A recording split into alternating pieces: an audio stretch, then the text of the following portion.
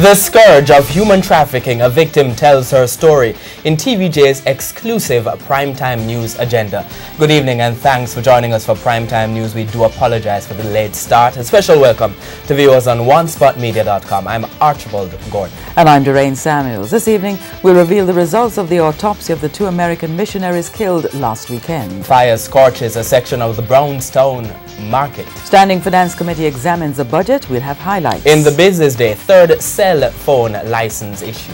There's also sports commentary and weather in this newscast. But before the break, the feedback question.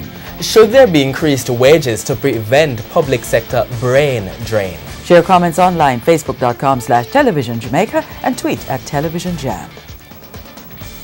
Stay with us. Primetime News returns right after these messages.